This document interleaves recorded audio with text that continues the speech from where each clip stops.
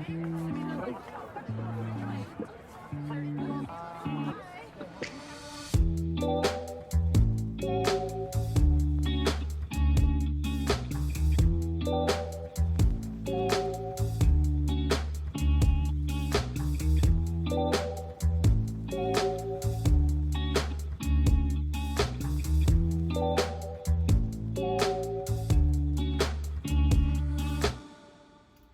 friends, welcome back to episode 2 of the Honey Words podcast. I'm Kara Nothnagel and you are so welcome here.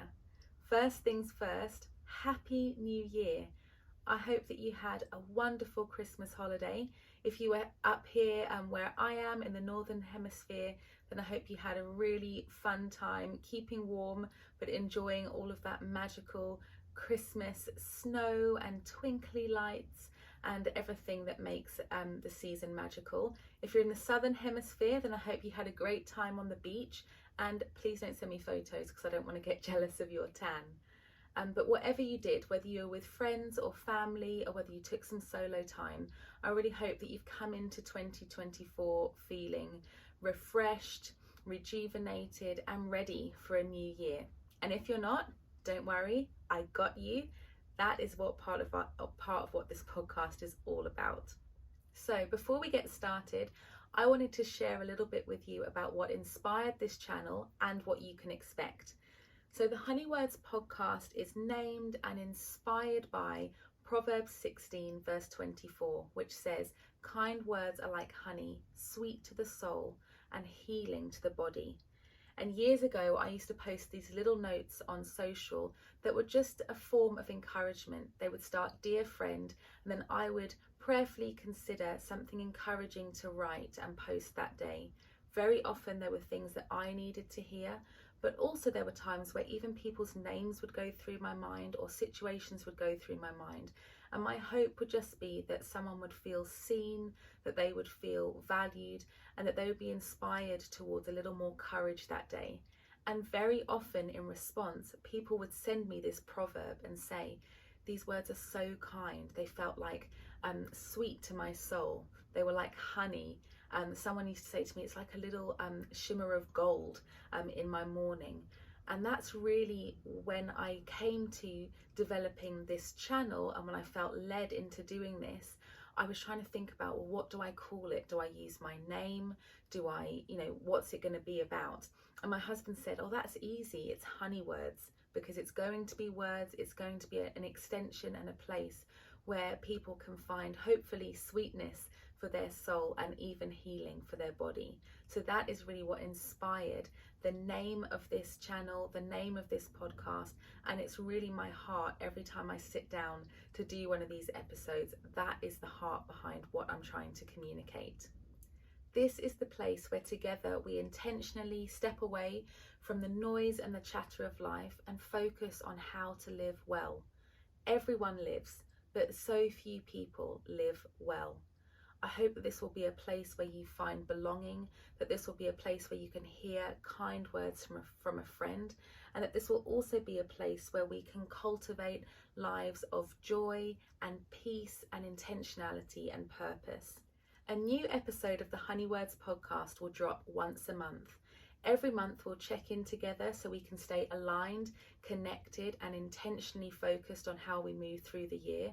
I'll also share about things I've been learning, things I've been reflecting on, and I'll also talk about something I'm reading, something I'm listening to, and a product that I'm loving. So like, subscribe, share, do all the things, and let's continue to go on this journey together. Remember how I said if you haven't come into this year feeling restored, rested, and ready for 2024, don't worry, I've got you. What we're going to do is go through a short end of year review before we head into our January check-in. So grab a pen and a paper and get ready to answer these questions. The first question is, what was one major win that you can celebrate? Do you remember how I've said before, it's so important to celebrate.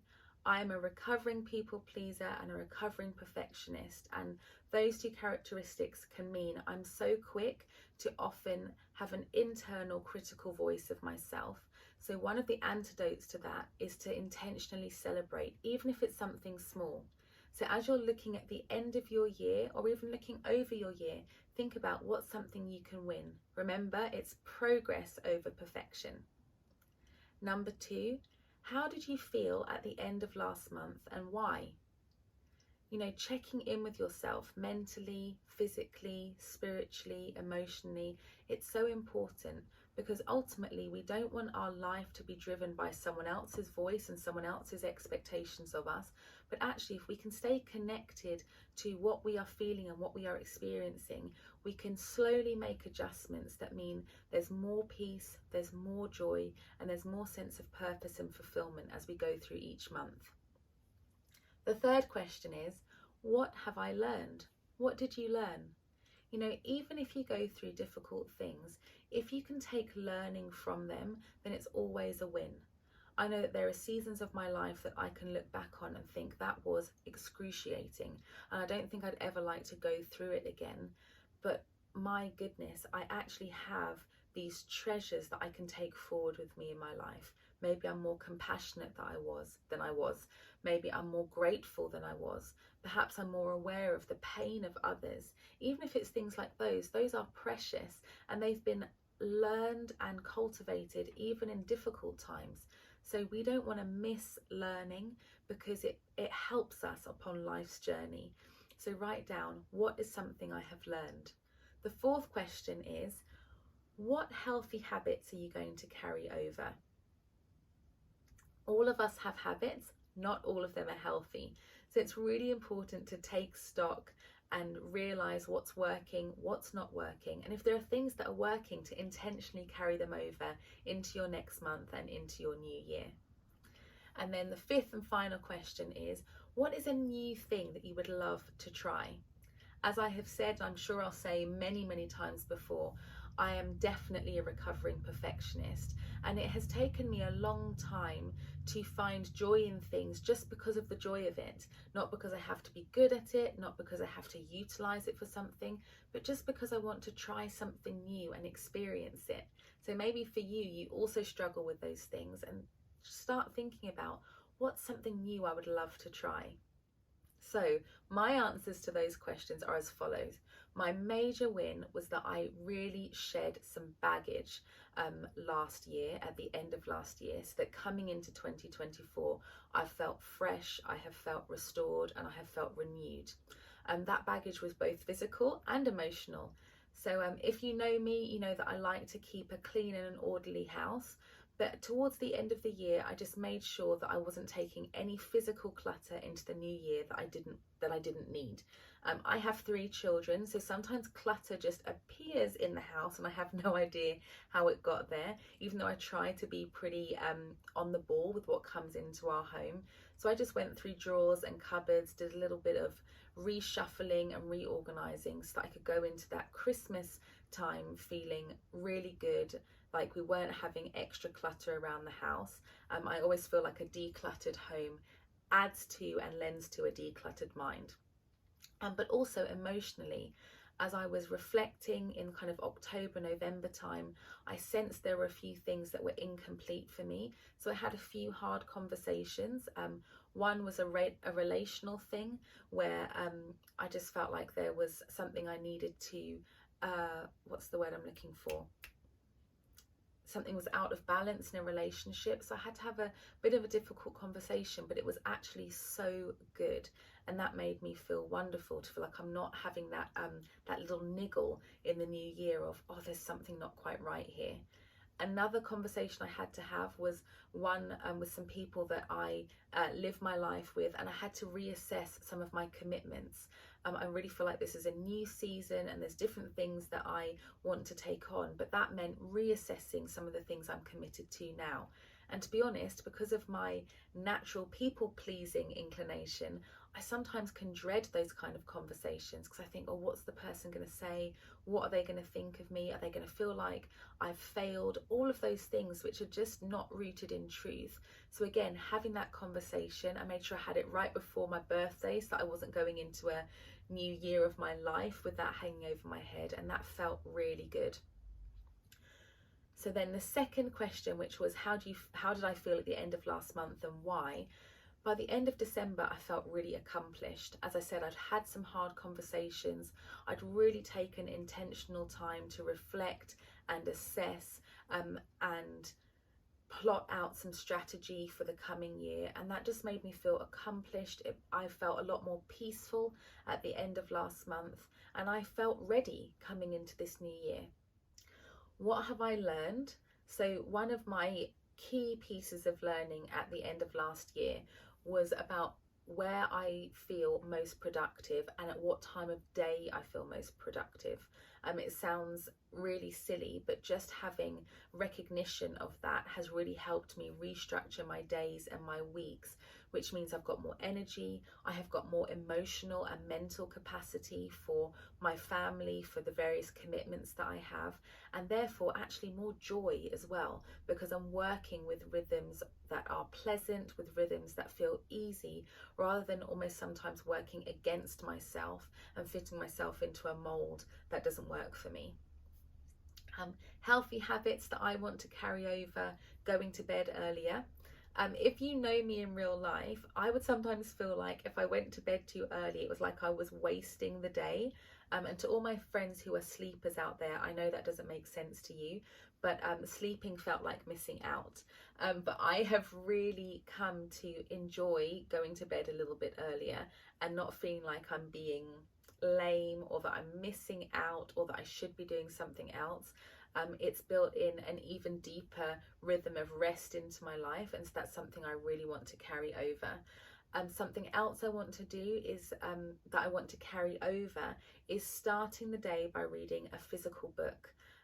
We all know the traps and the tensions with screen time, and something that I've been practicing is starting the day by reading something physical, something that's on paper, and I've really seen the benefit of that in my life.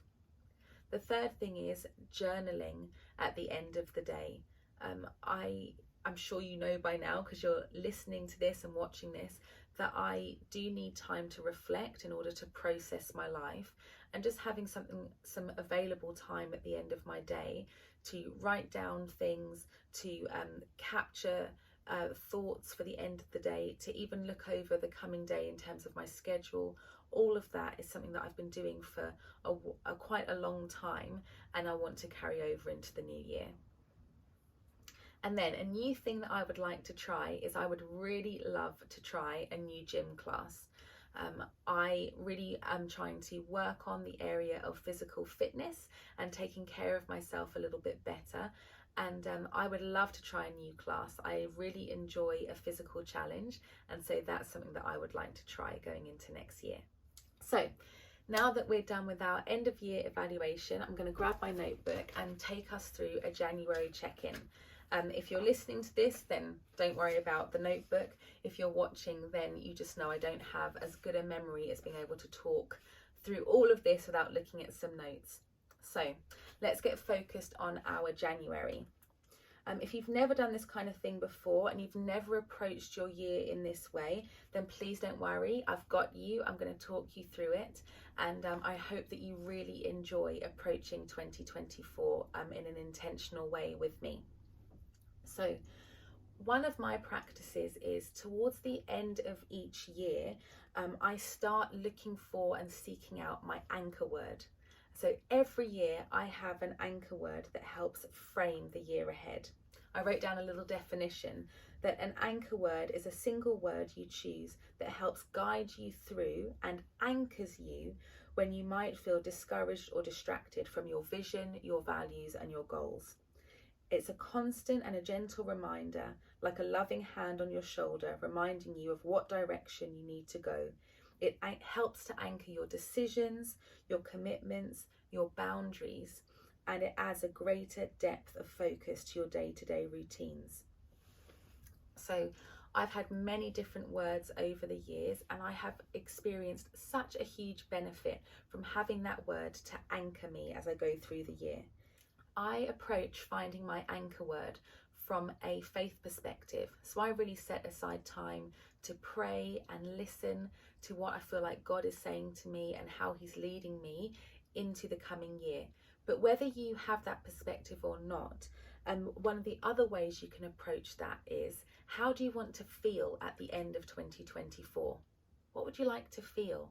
How would you like to be able to talk about 2024 at the end of this year? And maybe think about your previous year. What are some of the things that you learned? What are some of the things you liked or didn't like? What are some things that you would like to learn? What are the experiences that have shaped you? And begin to write down words associated with those things. It could be words like joy or build or peace or seek or unlock or anything like that. Just write down words that come to you and then begin to refine them again and again and again. Perhaps you'll find there's patterns of words. Maybe all of your words are to do with building, or maybe all of your words are to do with rising. But you can just write down anything that comes into your mind, and then as you take time to look at those words, see what rises to the surface, see what hits for you, and eventually you'll land on one word for the year. And remember, this is not for anyone else's benefit other than yours. This is your word for your year that is going to anchor you and help guide you through the course of your year. It's also going to help guide us through the next part of this process as we begin to plan and set goals and intentions for the year. So take some time and do that.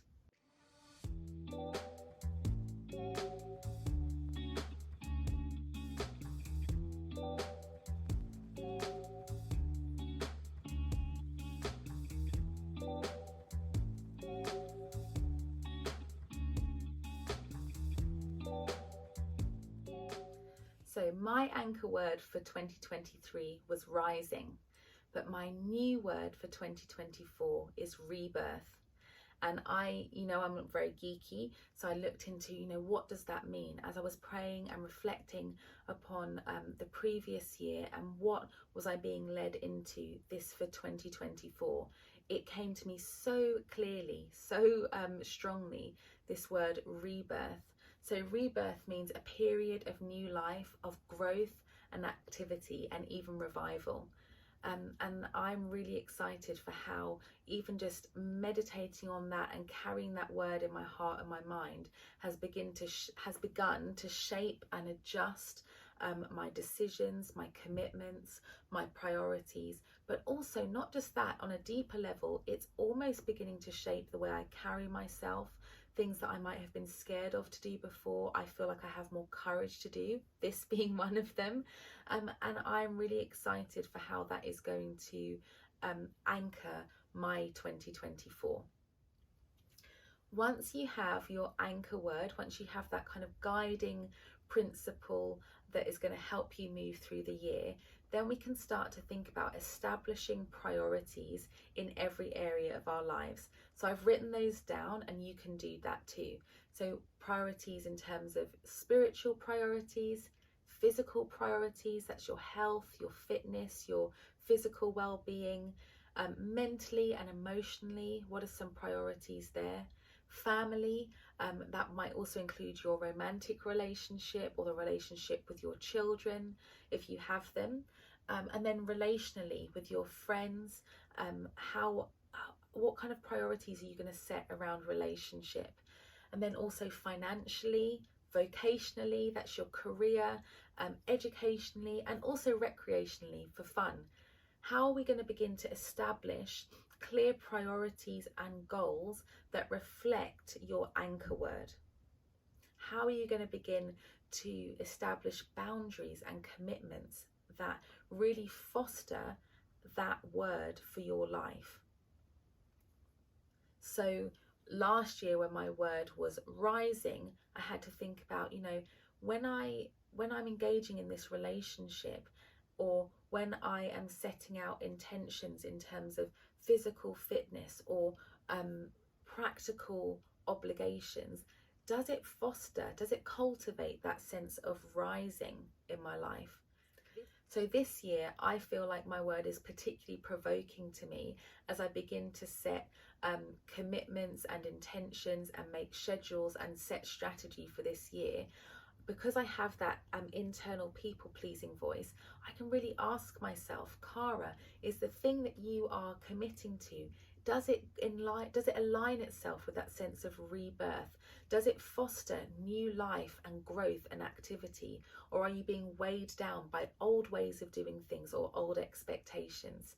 So you can begin to think about how your word impacts those priorities. And then, how will your calendar reflect those priorities, and how will your calendar reflect your anchor word? Now, I lean a little bit analog when it comes to calendars. Many of you might like to do it digitally, but when it comes to plotting and planning out my year, there is nothing better than paper and pen. And I have a little gift for you. I have designed a printable monthly calendar for you so that as you go about this exercise, you can lay it out on your bed or on your desk and really begin to get an oversight, an overview of the flow of your year. So what I really aim to do is to create a master calendar that includes all important dates, deadlines and events. So what I want us to think about is layering our calendar in a way that reflects our priorities, that reflects our values and our goals, but is underpinned by the guiding principle of that anchor word for the year. So for me, I have 3 kids, so I kind of have a little bit of a structure that my year naturally falls into because of their school calendars. So often when I start with my calendar planning, I start with the school year. Those dates are fixed. I'm kind of submitted to them unless in this country we get fined if we don't. So I put those in, half terms, inset days, Christmas holidays, summer holidays, all of that. We also serve as part of a local church on the senior leadership team there, and we begin to structure and decide the church calendar in the previous October. So again, that's another layer of calendar that is already fixed. So again, I begin to plot that into my calendar. Then on top of that, before I start with anything else, myself and my husband, we look at how does the year flow in terms of intensity and rest, and periods of real activity and rest. So we then look at where are we going to take weekends as a family, where do we need to build in a little extra gap? Can we see areas that between our school calendar and our church calendar that there begins to be a convergence of activity that we know we need to be really aware of? So we begin to plot those out. We also add in things like our family birthdays. This year we were really fortunate that so many of our birthdays fell at the weekend, so we didn't have to take extra days off work and that kind of thing in order to celebrate. Not that you have to do that, but we love to celebrate birthdays around here. So we just began to see where all those dates fell: wedding anniversaries, birthdays, celebrations of various kinds. And then once we have those kind of base cornerstone layers of our calendar in place, we then begin to look at the year as a whole, but then the 6-month flow of the year. Then we zoom in and begin to look at our quarterly flow, then down to a month, then down to our weeks. And that really helps us to look at the entire year in front of us. And obviously things can change, and things are always subject to change, and we want to be flexible. But when I have my year laid out for me like that, I can actually look at December 2024 and say, okay, if this year goes like this and we kind of maintain these habits and this sense of flow, how will we feel at the end of 2024? There have been years where I have done this exercise and I have felt like, well, my life has fulfilled everyone else's plan and everyone else's vision, but there isn't much of myself in here. And then I begin to lift things out and adjust it. Remember, I'm a people pleaser, and maybe you are too. There might be some of you that are watching this that are like, I could care less about other people's calendars, and I wish sometimes I had more of that degree of freedom. I'm getting there and I'm working on it. But for me, having this sense of an overview means I have a chance in advance to assess how much of the vision that God gave me, how much of that anchor word that has been given to me is reflected in the flow of my year. And so that is our January check-in. It's quite a deep one, and there's quite a lot of practical work that goes along with it. But I hope that as you work through that check-in, that you will really have a sense of, okay, so mentally and spiritually I have a sense of agency and a sense of ownership of the season I feel like I'm moving into in my life. That has also been distilled and worked through in terms of my priorities, spiritually, physically, mentally, emotionally, financially, vocationally, educationally, relationally, all of the things. I have distilled that through in terms of setting priorities. But not only that, but my calendar is also then reflective of where I want to go. And remember, it's progress over perfection. I think I'm going to say that every episode. And we also, the reason that this podcast exists, that this channel exists, is so that throughout the year we can continually check in, we can adjust, we can reassess, we can evaluate, and we can make changes, so that all the way we are working with a structure that is there to serve us. We don't serve the structure, but the structure is there to serve us, to serve the vision of where we want to go. Okay, so that's our January check-in complete. I hope that you've enjoyed it. I hope that you can take away lots from it and implement it into your life. As I said before, I'm always going to aim to share something that I've been learning, something that I'm reading, listening to, and a product I'm loving. All I have been thinking about and processing is what I've just shared with you in terms of checking in. It's been that time of year coming out of 2023 into 2024. So I don't feel like I have any other particular nuggets to share with you. However, what I am reading are these two books. So the first one is Jackie Hill Perry's Upon Waking. This is a 60-day devotional. I actually bought it towards the end of last year, but I felt like I wanted to have it as my starting book for 2024. So if you want to join me, do. I really love and respect Jackie Hill Perry. I don't know her personally, but if you've never listened to her or read anything that she's written, do yourself a favour. You will not be sorry. So that's my first book, Upon Waking.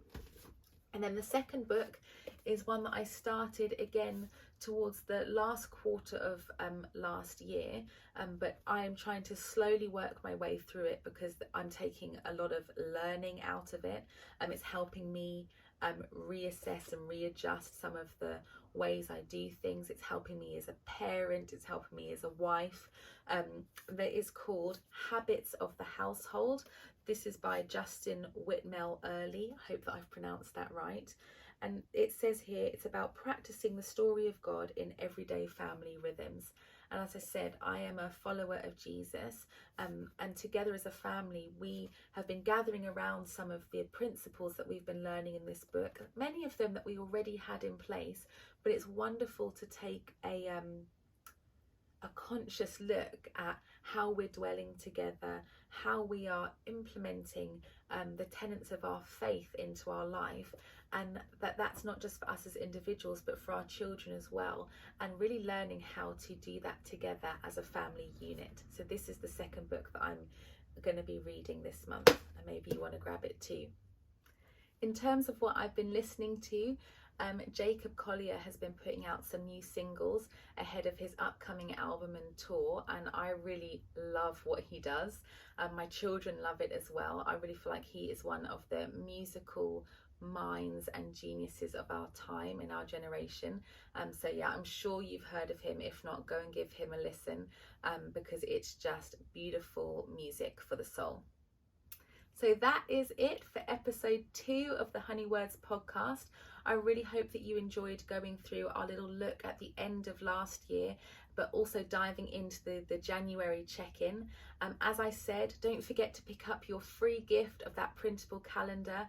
I'll make sure that there's links to everything I've talked about in my show notes. And if you don't mind, what you can do for me is you can like, subscribe, and maybe share this with a friend. I really hope that you continue to track with me through the rest of the year.